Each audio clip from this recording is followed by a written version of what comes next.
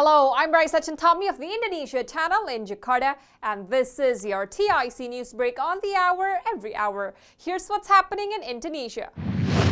The death toll from an earthquake that hit West Java last week has risen to 321 as rescuers found more bodies on Sunday. The shallow 5.6 magnitude earthquake hit the West Java town of Cianjur on Monday, where most of the victims were killed as buildings collapsed or landslides were triggered. Rescue operations are still underway, focusing on areas where the missing are believed to have been buried. The quake damaged more than 62,000 houses and forced more than 73,000 people to evacuate to at least 325 shelters.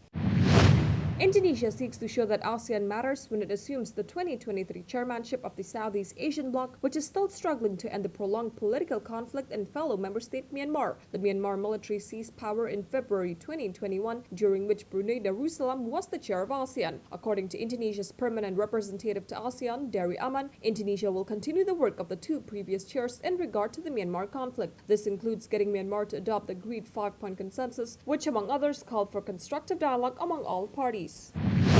3 airlines and Lion Group controlled 60% of the domestic market share, almost twice the share of flag carrier Garuda Indonesia throughout last year. The total number of domestic air passengers stood at 33.4 million last year, the lowest in more than a decade due to COVID-19 travel restrictions. Parent company Lion Air transported 9.89 million passengers last year, accounting for 30% of the overall domestic air passenger traffic and putting it at the top of the domestic competition. Subsidiaries Batik Air and Wings Air carried 7.26 million and 2.62 million passengers respectively, bringing the group's total market share to 60%. The number of domestic passengers flown by Garuda totaled 3.49 million, or 10% of last year's domestic volume. Garuda's budget carrier Citylink outperformed the parent company by transporting 7.52 million passengers, equivalent to 23% of the market share. The two combined grabbed 33% of the market share. In the financial markets, here's how stocks and the currency opened in Jakarta and around the region.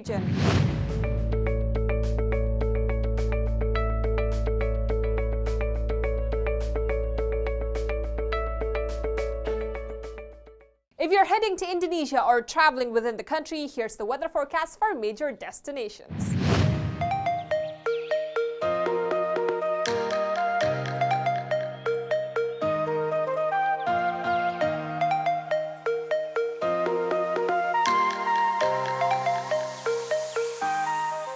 And that's what's happening in Indonesia. I'm Raisa Chantami with your TIC News Break.